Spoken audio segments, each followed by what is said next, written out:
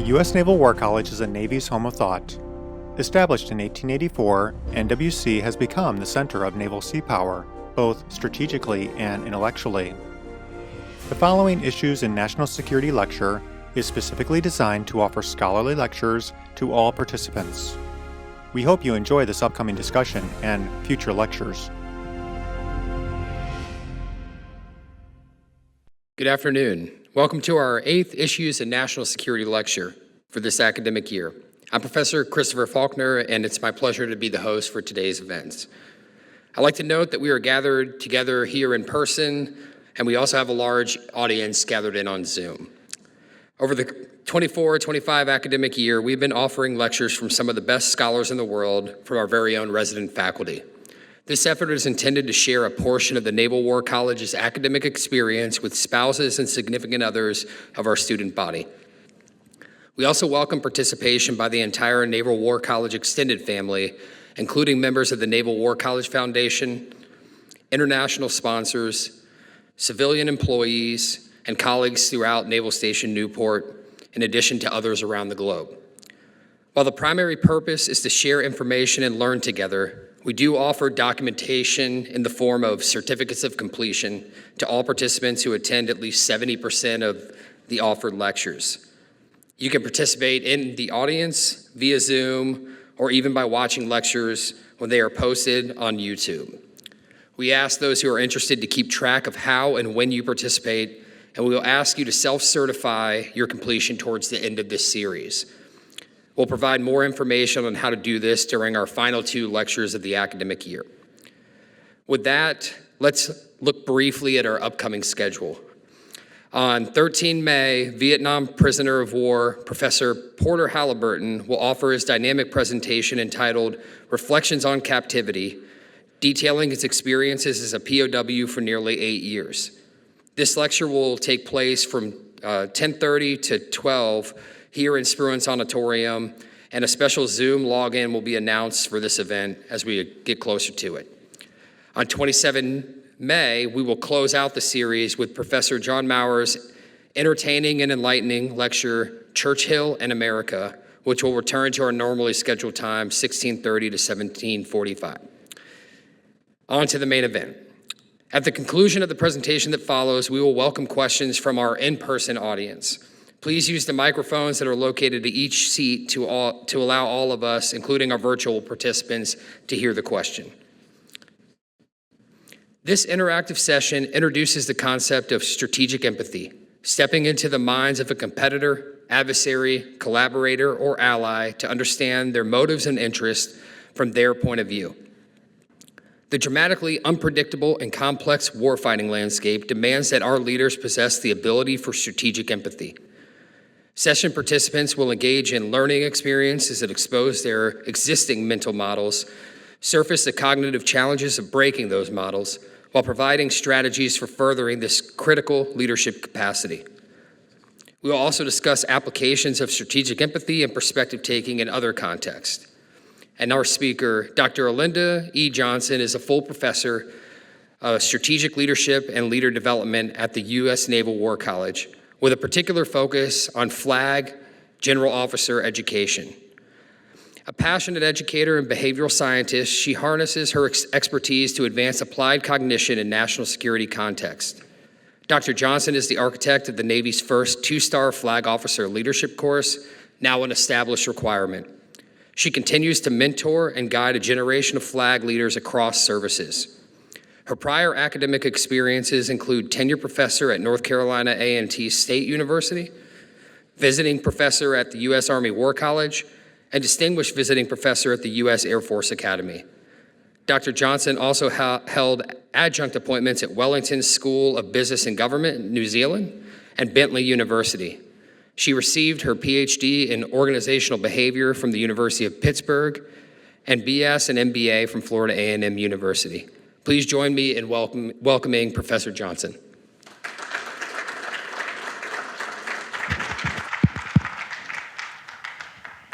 Hey, so good afternoon, everyone. Good afternoon, everyone. Thank you. I really do want to appreciate and say thank you to everyone who is joining in, and hello to our virtual online audience. I understand I just got a text message from a friend all the way in Hawaii who is a colleague here in CNWS who has joined us, so hello. I am really excited to be able to join you or engage with you this afternoon. So one of the things I love about being at the Naval War College is that in addition to furthering the learning and the growth and the development and the leadership preparedness of our students, that as faculty, we also get to learn from and be inspired by each other. So the other day, one of my colleagues dropped by my office just to chat, and it was a great conversation.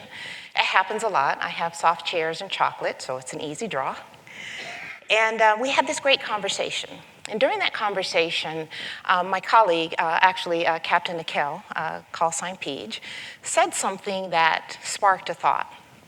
And really, it was a reminder that as scholars and scientists and seasoned practitioners, when we are passionate about our work, we sometimes forget to think about what is the appropriate place to start a dialogue, a lesson, or a lecture. So it caused me to rethink, how do we start this conversation today about this topic called strategic empathy? So what I decided to do was to just ask. So I'm going to give you an opportunity to provide some inputs, and let's see where we are. So Dean, let's switch. So if you will, you should see, there you go. If you can pull out your phones, your devices, QR codes, we like QR codes, and then if not QR codes, you can also log in with on the web. And we're going to start easy. Because I'm technologically challenged, I want us to just test this out and do a test run first. Don't worry about signing in or signing in your name or all of that. You can skip all of that. And as a test run, I'd just like you to answer this question. What has been the best part of your day today? What's been the best part of your day? And I'm going to pull up responses. Attending this lecture, okay, whoever said that, you are my favorite person from now on out. Thank you. What else? Engaging with colleagues, long walks. Yeah, some good stuff today. Somebody actually likes meetings. That's a good one. That wasn't you? Oh, okay. He misunderstood the question. Right? Okay. So it looks like we're all logged in. We're all logged in and able to contribute, and hopefully those of you online are able to do it too. I love that. Very cool. Love mother-in-law. All right. So what I'm going to do is, let's get to the question at hand. I love that. Okay. All right. When you hear the words or the phrase strategic empathy, what immediately comes to mind? Strategic empathy. Now, no judgment here. So it could be a word, it could be a phrase, it could be a question, it could be a pushback. Strategic empathy. What comes to mind?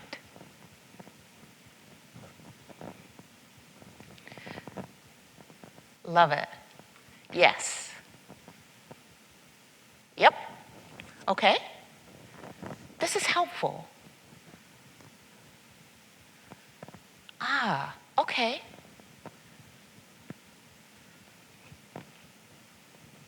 Very good. What I love about doing this, it also gives us an opportunity to see where we all are in the room at the same time.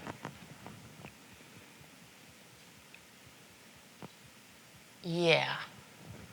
Okay. Good. All right. Mind reading ninja. I love that. I'm borrowing that phrase, whoever said it. I think that is well said. All right. Okay. The manipulation, that definitely falls in the cognitive warfare domain. Got it. Okay. So let me tell you where we're going to play here. All right. Let me make a distinction and sort of set the table for our conversation. Okay, this one? Perfect. Generally speaking, when we hear just the term empathy, we do associate it with emotion. In the behavioral sciences world, we categorize that as an affective concept, how you feel, your attitudes, your emotions. When we are engaging the concept of strategic empathy, we are focusing on the cognitive domain. It is a cognitive concept which means how we think and process information. Strategic empathy is brain work. Because we're focusing on the cognitive domain, we are focusing more on, as some of you highlighted in your responses, perspective rather than emotion. Strategic empathy emphasizes perspective and perspective taking rather than emotion. So here's a definition that is being utilized across DoD and in our foreign policy arena. And I want to note that it starts off that this is a skill. Our ability to engage in this cognitive complex process of strategic empathy is a skill that needs to be learned and developed. It's not necessarily automatic. And it is about stepping into someone else's shoes, but importantly, being able to understand their world from their perspective. I want to make the distinction between assessing and understanding someone's cultural difference. This is the cognitive capacity to step into their mind and understand the world through their perspective. We'll keep pulling the string on that in a little bit. So as the character of war becomes increasingly complex, what we're finding is that this notion of strategic empathy is gaining more primacy in our senior level decision spaces. So about a year ago, I received a phone call from one of my former students, Colonel U.S. Marine Corps, so any Marines, you can go ahead and give me a hoorah. Just for a little context, this student was in our Stockdale Leader Development Concentration, and he had participated in my cognitive readiness elective that focuses on furthering these more complex cognitive capacities. And he was calling to share with me that he was now serving on the SecDef's Red Team, the Secretary of Defense's Red Team. And he wanted to emphasize that this notion of strategic empathy is something that they discuss quite a bit and work to apply. My point here is strategic empathy is a thing, because I get that question, right? Is this really something that happens, or is this just sort of that touchy-feely stuff? We're operating in the cognitive domain and applying it in a warfighting context. So here's an example, just a short list of some of the references.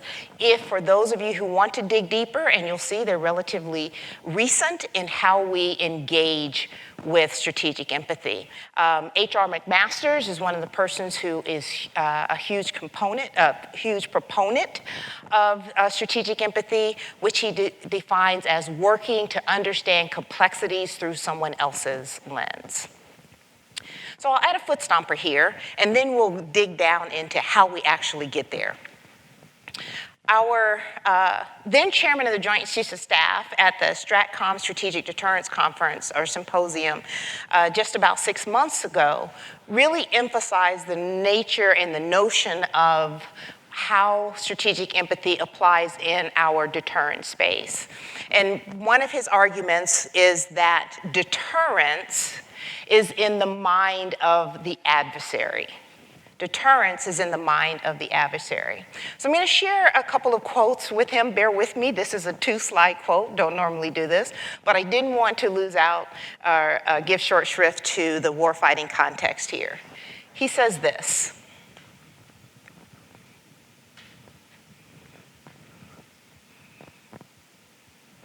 Key point here being that viewing and being able to step into the mind of our adversary has implications for our risk calculations. Right? More than, or in addition to, our understanding of our warfighting space, our context, is the ability to step into the mind of our adversary absolutely has impact on our risk calculations. Here's an example I thought of as I was driving in today. If I can sort of simplify this a little bit. We may, as a U.S., categorize North Korea as a threat actor with malicious intent. North Korea may see itself as a superpower in the world order. If North Korea sees itself as a superpower, what are the implications for us as we determine our strategies for deterrence? Follow? He goes on to emphasize how hard this is to do. Again, cognitive process, brain work, neuroscience, all that good stuff. And then says this.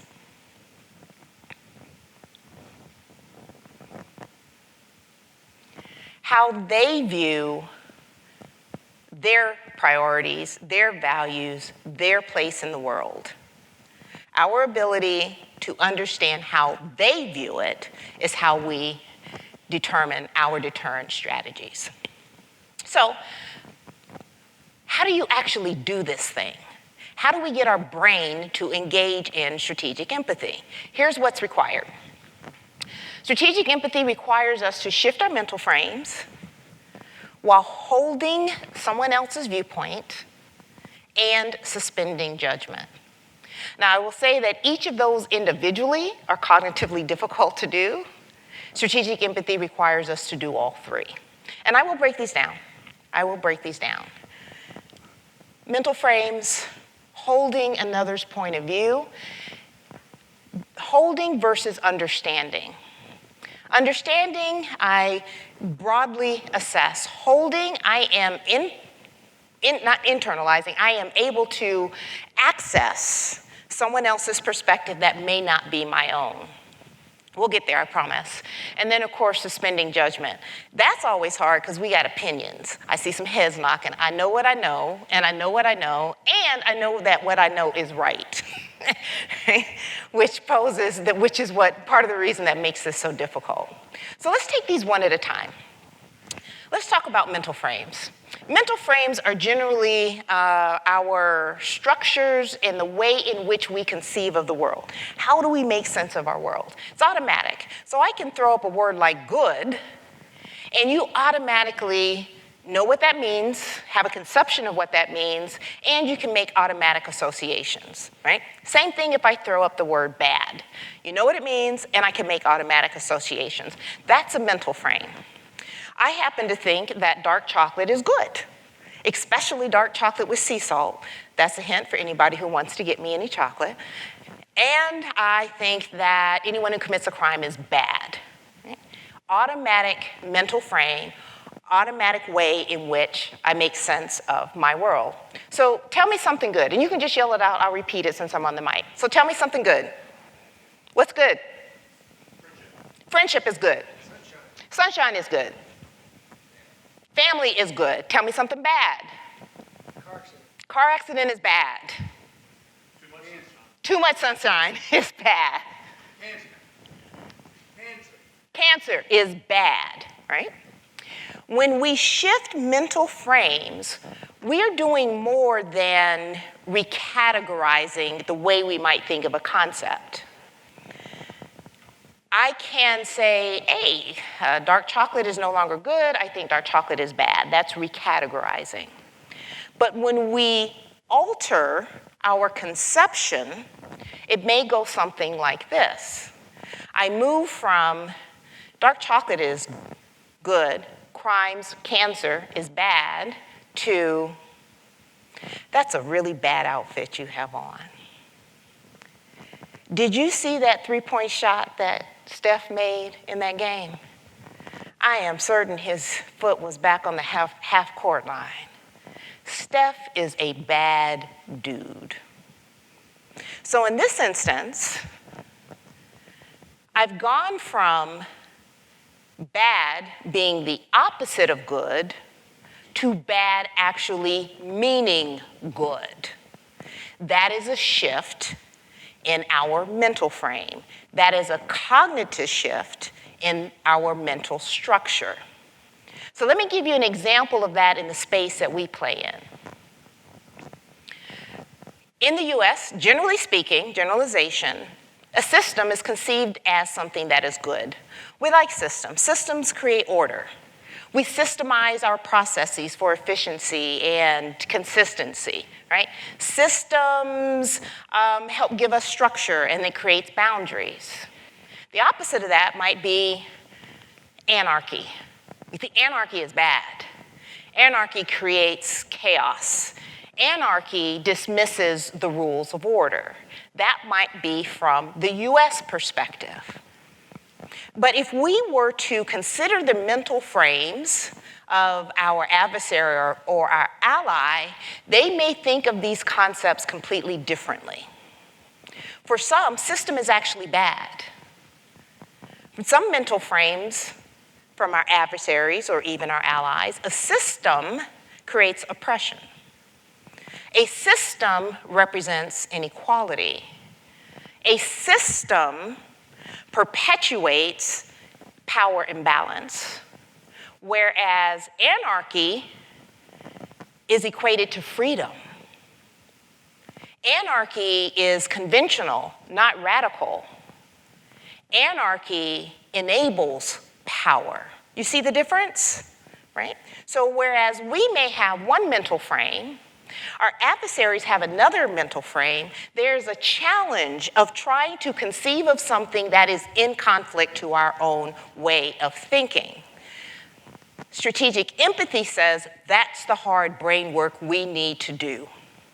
If you consider that in the context of what the chairman says, deterrence says I have to work, and it is necessary for us to understand system through our adversary's lens and not just our own. Follow? Okay, so what this means for us in terms of our warfighting context, if you're thinking about your planning and your operations, is we have to challenge ourselves to let go of or give a critical eye to our existing models and work even harder to appreciate our adversaries' mental frames. Right? Law of armed conflict. We know what that means to us. We operate under those norms.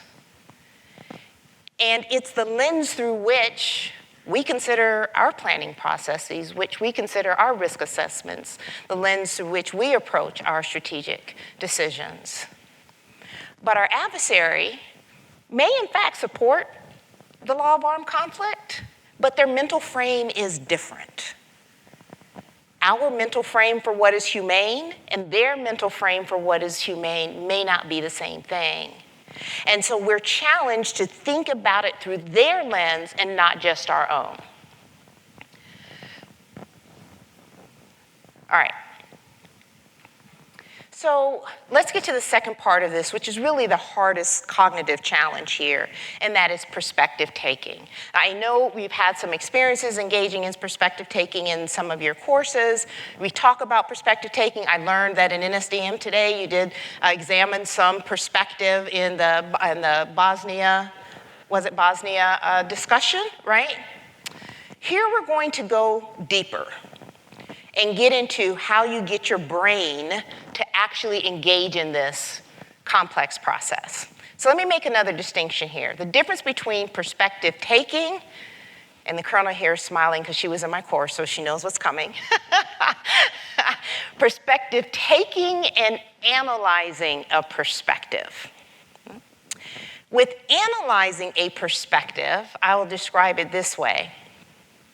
We're playing in our own pool. We're drawing from our own well.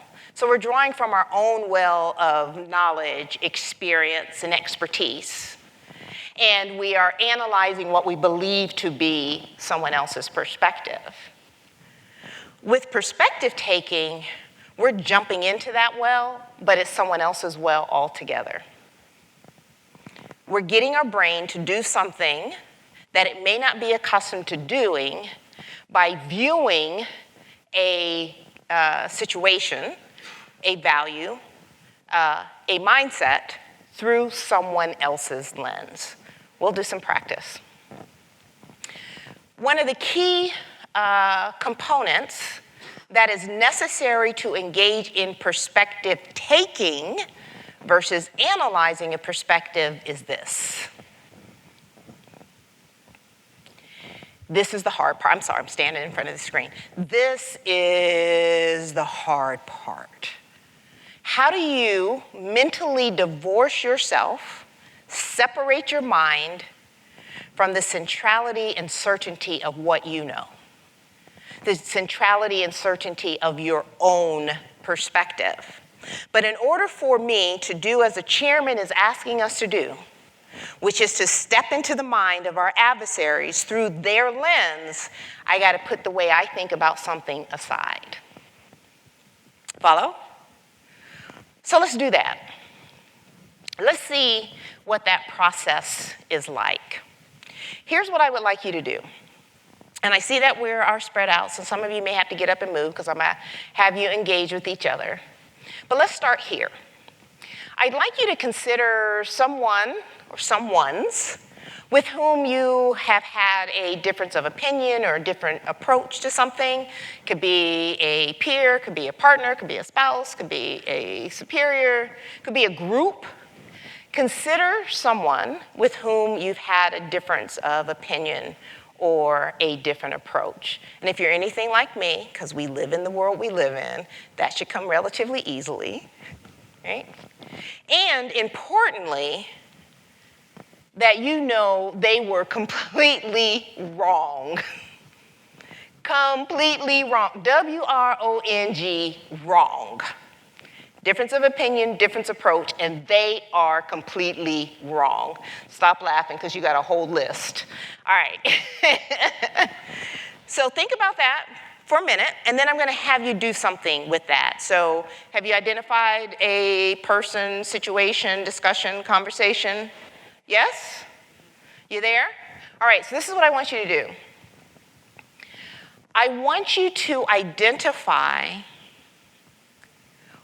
their values or experiences from their perspective that makes them know they are right.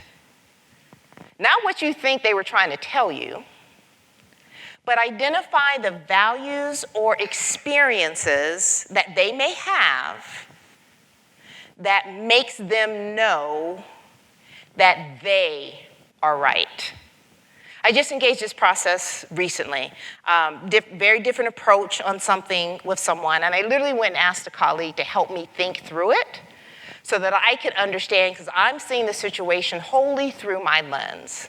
Help me understand what are the values, the experiences that are driving this other person's perspective.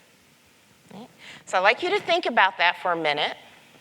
And then I'd like you to share with someone around you, unless you have a cold and you're wearing a mask and you don't want to give people your cooties. Right? I want you to share what you come up with. What are the values or experiences that makes them know they were right? Now remember, when we started, you knew you were right and they were wrong. So what helps you, how do you identify their values and experiences that makes them know they are right? All right? Now, when you share with each other, you don't have to tell the whole story, go through the whole thing, just enough, and then focus on how you get to identifying their values and experiences that makes them know that they are right. Got it? Go.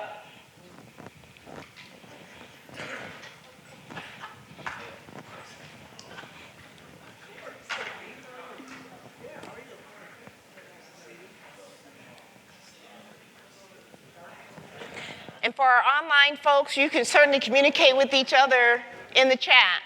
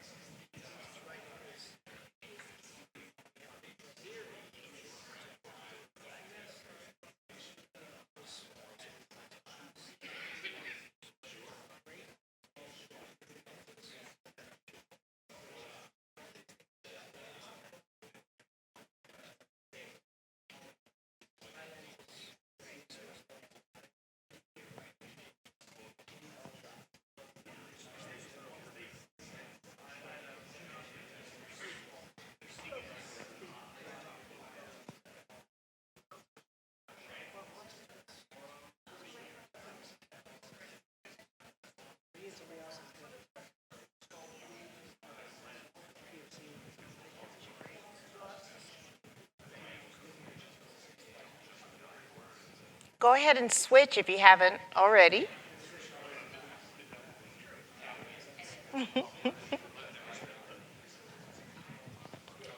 I'll give you about 1 more minute.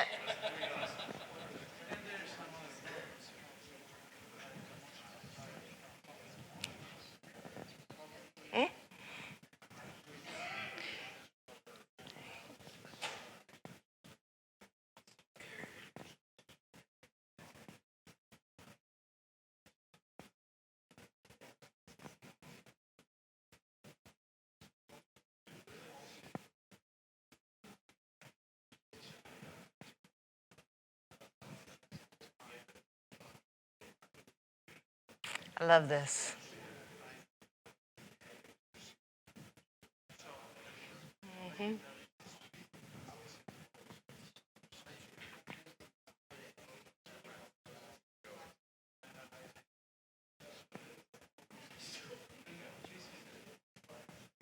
Okay.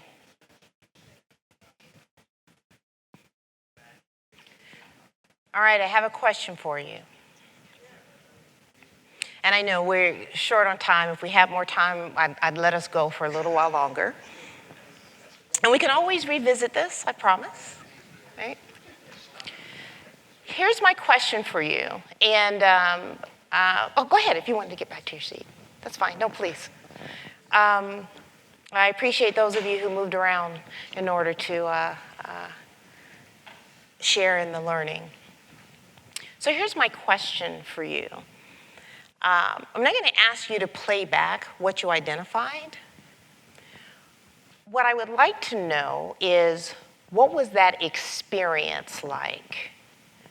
What was it like trying to step into someone else's way of thinking from their point of view and tapping into their values and experiences? What was that like for you? And if you wouldn't mind using the microphone, you don't have to stand, but if you wouldn't mind using the microphone so our online audience can hear. Who wants to share? Back here, yeah. Press the button. There you go. Uncomfortable. Uncomfortable, yes. What made it so uncomfortable? That I did not believe that that was the way to go. Yes. it would go against my morals. Yes. My ethics. Yes. The way that I Yes. was brought up. Yes, I love that you brought that out, right? Because part of the challenge is you've got your own set of values, your own morals, your own ethics, and you're being asked to step into some that are a complete opposite. Yes, that's uncomfortable. Someone else, I saw a hand. Yes. Thank you. Yep, just hold the button. There you go. I would say disarming. Disarming? Yes. Oh, I like that word. It sort of forces you to take into consideration other people's perspectives and how the way they see things makes sense in their situation. Excellent, excellent. I like that, right? Because it's sort of forcing you to release, right? Disarm, to release in order to be able to do that. Excellent. One more. What was that experience like? Yes. Hi, Greece. Hi. I'm from Greece. So I think it was easy, and I think what you just, it's based on things you haven't said. Yes. So instead of changing the model, which most of us try to do, I just manipulated the input information, and I kept the same model. So I try to be moral, I think, in my life. Okay. And I assumed for the other that he's trying to be moral as well. Okay. But he just have different input information. Okay, okay. And take exactly the opposite output. Yes. So of that's a really excellent point. So even though there was a different approach or different perspective or opinion, you both had a set of morals and you were able to respect that those morals were different, and therefore it enabled you to step into that mindset, right? Generally speaking, when we are trying to engage in this cognitively complex process, this task, it is disorienting. It can be psychologically destabilizing, and it is absolutely, or can be, uncomfortable for many. Okay? When we work to subordinate our own opinion, that's what makes it even harder, right? So you're going through all these different layers of cognitive complexity to try and get at this level of strategic empathy. So one of the things that we know and what the colonel, the Marine colonel on SecDef's Red Team was referring to, because one of the things that he said to me is as they were going through this, he looked at it and said, oh, I've seen this before. I know how to do this. And that is the practice that we engage in to try and make strategic empathy a habitual cognitive process. And one of the ways in which you can do that, one of the ways that we can get better at strategic empathy is to spend time addressing a question through someone else's lens. So in the cognitive readiness course, one of the things we would do is we would engage case studies where students would identify key characters or actors in the cases and address a generalized question from each of those three different perspectives. It's one of those things that's a lot harder than it sounds. Yes, ma'am? A lot harder than it sounds, but this is what helps us develop that cognitive muscle to be able to engage in strategic empathy. So I'll give you a quick example. Before I do that, key to being able to articulate a perspective through someone else's lens is, again, getting into the why. Why do they conceive of X in this way? What is the value that's driving it? What's the motivation that's driving it? What's the context that's driving it? Why is our adversary approaching X in this way? And again, from their perspective, not our judgment of their perspective. So here's an example. Edward Snowden. Now, if I threw that throw that name out in this space, my guess is most people in here have an opinion. We have a thought. Edward Snowden, again, the NSA contractor who released classified information to the press and to WikiLeaks. And the case study, this is a Harvard case study, asks, is he a hero or a traitor? Now, certainly, we could have some debate about that in here. And if we're thinking about it through our own opinions, our own experiences, drawing from our own well, we likely have an opinion. But engaging in strategic empathy, and perspective taking in particular, requires a different set of cognitive skills. If we were to ask a very generalized question, such as, are certain rights more important than others? Now, again, you could give me an answer to that, no doubt. You could give me an answer to that, and you could probably argue it very well. What I would ask you to do instead is, how might Edward Snowden address that question through his lens? Not judging him for it, but through his lens. So one of the assignments, here's an example of one of the students' responses in engaging in this practice. Edward Snowden, from his point of view, through his lens, might address the question, respond to the question this way. Individual rights to privacy and freedom are the most critical. From the agency, the NSA, are certain rights more important than others? They might address and respond to the question this way. Collective safety and security of America is the responsibility of the government. Sometimes we have to sacrifice the individual for the greater good. The New York Times reporter with whom he shared this classified information might say, are certain rights more important than others? The most important right is truth. What do you notice? What do you notice? Hint, I put it in bold. They're all different. Why are they all different? Microphone. That's okay. They all come from different, they all have different value sets based on their organizational, whether it's their culture, their personal beliefs, backgrounds, biases, and they're looking at it from a different angle and decision space for the choice that Snowden made. There you go.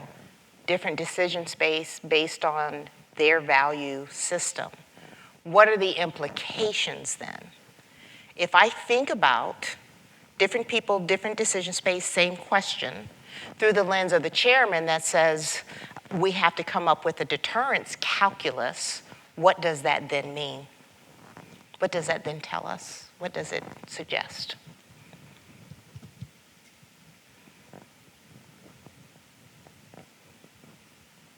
It takes work. We have to be intentional. It's not an automatic. Because our lens, our mental frames are automatic. Stepping into the mind of someone else is not, and we have to spend time identifying their mental frames through their lens. Follow? Okay. So, to your point, you saw my slides. Decision space. Here's a particular value of engaging in strategic empathy. Helps us with our blind spots. If any of you have participated in war games, and the outcome was, wait, how did we get there? Right? Many times when we go through the process and we discover there was a blind spot. And that blind spot is often a derivative of how we were thinking or the assumptions that we were making. And so strategic empathy helps spotlight where we may be ego or ethnocentric in our worldviews as we are applying our decisions. General McMaster calls this strategic narcissism. It certainly surfaces our biases. The thing about biases, and I'll also say this is about assumptions, they're really difficult to uncover because they're deeply embedded. They just are. We don't generally know that we have a bias until we're confronted with it. Strategic empathy helps confront that bias. Same thing again with assumptions. One of the things that drives me crazy is when people say, you must challenge your assumptions. Well, if I knew it was an assumption, I probably wouldn't make it. Right? Or I'd be able to automatically acknowledge it, right? So sometimes even our assumptions are not readily known, and engaging in strategic empathy can help balance that out for us. All right, just 2 more slides. So I am working, well, actually it's under review. I have an article that's under review with one of the first authors, Allison Abbey, that was on that list of references. And as we were working on this paper, it dawned on us that there are some caution flags that you have to throw out when it comes to strategic empathy. And as you get deeper and deeper into doing this, you also risk the possibility of engaging in stereotyping, projection, where you're putting your beliefs on others, as well as inaccuracy, right? As we are trying to identify someone's values and experiences and motivations, we may not necessarily be fully accurate, and therefore it's important to have expertise aligned with this effort, which is what they do on the red team. So I'll just end with this.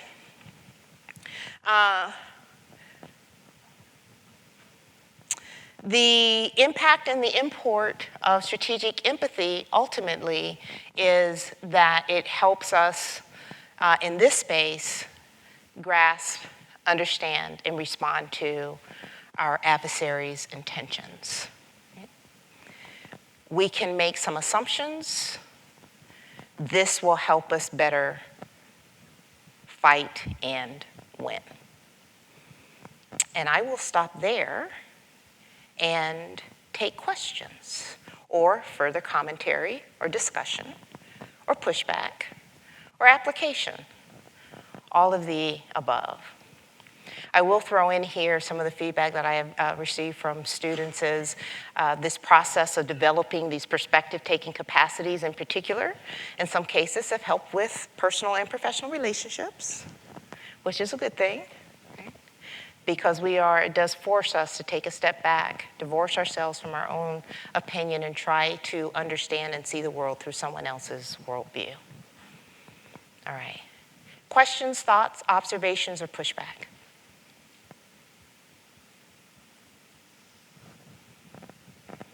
What didn't work for you? Go ahead. Thanks. I think our students could really use this before they take our FBA course, because we're teaching a variation of this. Yeah. So really helpful. But my question, Olenda, is I presume you mean to operationalize this, but my question then is, what about weaponizing this skill set? Is that different? And if so, how, why, or why not? Thanks. So actually, that's a really good question. So the question is, yes, this is a valuable skill set. What are the considerations with respect to weaponizing it? And I think, not an expert on this, but this is what immediately comes to mind. Paige and I ultimately ended up talking about this, is this falls within the cognitive warfare domain, which is emphasizing human cognition. It is approaching human cognition in a manipulative way. And so potentially there could be some association or some utilization where engaging in strategic empathy does become a part of that cognitive warfare weaponized process. Ooh. Next book chapter. Okay. Let's talk. Excellent. Someone else? Thoughts, questions, pushback? Yes. Ma'am, I really enjoyed your talk. Thank you. think that's what's coming to mind that I've been thinking about is just, or a question I have for you is there a line between strategic empathy and maybe a changing of loyalties, or is it possible to have too much strategic empathy? Yes. Yes. Oh, that's very good. So the question is there a line between engaging in strategic empathy and then sort of changing loyalties? So this is where this cognitively complex task becomes really challenging from a psychological standpoint. Because as you can imagine, if you're engaging this, you can go deep into it. One of the things Colonel said to me was, there are times when he gets so deep into engaging in the strategic empathy and seeing the world and the decisions and so forth through our adversary's lens that he feels like he has to come home and take a shower to get rid of it, right? And so I guess that would be another caution that I probably should have added to the slide, because there is some psychological risk if not properly managed, right? That you have to guard against completely shifting your mindset. So one of the ways in which we work on that in the course is when the students are writing their perspective papers, they are prohibited from writing in the first person. So for example, they would not say, "I, Edward Snowden, believe." Because once you start entering that space, then you increase the risk of what you've correctly identified is going so deep into someone else's mind that you begin to believe what they believe, right? That you shift your own perspective. And all of the works in the writing on strategic empathy specifically point to avoiding internalizing the perspective, just getting your mind to understand it through their lens. But thank you for bringing that out, because that is definitely an important caution there. All right, very good. Yes, sir. Olenda, thank you for the fascinating talk today. This is a free advertisement, perhaps, for the brand new elective that you're offering in the fall trimester on red team capacities for warfighting leaders. Leadership, yeah. Can you kind of talk about how this connects to that elective? Yeah, so thank you for that. That is coming from, I was going to say Dr. Tim, who is the director of our electives, Dr. Schultz, who is the director of our electives program. So I've been fortunate to have been at the War College for 15 years. And this work on strategic empathy is actually evolution of the work when I first started here. I taught a critical thinking elective, and it was specifically designed to engage in developing the capacity as opposed to presenting sort of an understanding of the concept. And this is where I give students an awful lot of credit, because I learned from students as we were engaging this process. And so what started as a critical thinking elective where we did a little bit of this evolved into a cognitive readiness, because that was the conversation that we were having at the flag level to really think about where our cognitive capacities needed to be for the fight, and have done that for a number of years. And now the red team is hopefully going to be next level, because as we talk about, I was just talking about this with our Dean McCrease, who does the War College need to be? What does a warfighting War College look like? It got me to thinking about, how do I translate this in the warfighting context specifically, and how to continue to elevate the game. So the idea is creating a new elective called Red Team Leadership, essentially, and working to go even higher in creating and helping to further develop these capacities, because our students are the ones, whether you are in uniform or our sister agencies, you're doing this. And if we can help better that and enable that, then that would be the purpose of that. So thank you for the free advertising. Appreciate it. Yes, Colonel. Dr. J, always a pleasure to hear you talk about anything. I just want to make the comment that as a practitioner that took SLDC and then went to go to the Joint Staff and work on with similar red teams that you're talking about, I'd like to highlight that the techniques and the things we talked about today are a direct antidote to mirror imaging. And the last three chairmen of the Joint Chiefs have all talked about action officer level graduates of the various intermediate and senior developmental programs, that they need them to better understand when they're mirror imaging. And so I highlight this to the leadership because of the thing you're talking about. If we're a warfighting war college, this is an antidote used in the right context to mirror imaging. Additionally, to give a specific example of what the chairman was talking about with the deterrence, without doing proper perspective taking, what we think would deter an adversary is actually not the case. We need to understand how they would view our actions for deterrence. So again, making us more lethal and enable us to properly utilize our various warfighting advantages can be seen better through the lens by understanding how our adversaries will take that in. The last piece I'll offer, as utilizing this again as a postgraduate, one way you can detect when there's judgment coming into play, or when you've moved from perspective taking back to analyzing a perspective, is if the word but comes in. They are correct. But. Yes. That's a judgment statement. That's absolutely. Oh, thank you so much for that. So are you going to come to my first class and give that opening? Because that was really good. And I will look forward to the recording on this, because I'm so borrowing all of that description. Right? But I really do appreciate, one of the things that's a challenge for us as educators here at the War College is, again, we're passionate about what we do. We don't always know if it has an impact once you return to your operational space. So I really appreciate Colonel B sharing, she served on J7 staff and engaged these processes, and so it's helpful to know that she was able to apply this in her space, and the mirror imaging is something that I'm going to take back from what you said and spend some time on that. So I look forward to talking to you about that a little bit more. So I think I'm out of time. Right? Chris, or were you going to ask a question? Go ahead, ask a question. Take the prerogative as being the MC for today.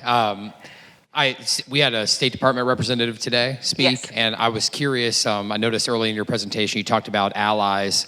I'm thinking here about being an institution that has wide representation across the interagency, and how you see this perspective taking and strategic empathy applying towards interagency coordination and collaboration? Oh my gosh, absolutely. I mean, just think about it. I've often used that example of military versus State Department, because that's how we interact sometimes, unfortunately, right? That's our reality. And we make assumptions and judgments about each other. I remember a gazillion years ago, I'm sorry, you got me telling a story now, but I remember a gazillion years ago when I was at the Army War College, and we were doing a, for lack of a better word, sort of a course staff ride. Army was doing a course staff ride for the State Department. Ambassador and all of her deputies come in for this. This is their first time at the Army War College. And, you know, Army War College has an auditorium like this and spaces like this, and we have them all set up. And one literally said to us, like, we were really worried about coming here. We thought we were going to have to sleep on tents. Right? And they were serious, right? That's, you know, we have our own biases and perspectives. And so I remember General Mattis was on this stage when he was CENTCOM, and he actually used that very example and how he had to work to better understand State Department when he first came in. And he'll tell you, he came in like a bull in a china shop in a particular area, and it created problems. And one of the things that he said, which is really what kind of helped push me on this journey, better being able to help our students with perspective taking, is as you become more senior as leaders, it is important for you to be willing to be persuaded by someone else's perspective. And what that means is you also, if we pull the string and connect it to today, have the mental openness to recognize the diversity of perspectives and how you leverage them towards our national interests and our national aims without dependence on just our own. So great one. All right, I think that's me getting the hook to come off the stage, so thank you all very much. I really appreciate it. Over to you, sir. I guess one more round of applause for Dr. Johnson and her talk. That's it for tonight, and reminder that we'll see you again on 13 May for our next lecture, and that one will be in the middle of the day, and for our folks on Zoom, separate Zoom invitation will be provided at our next email blast. Thanks again.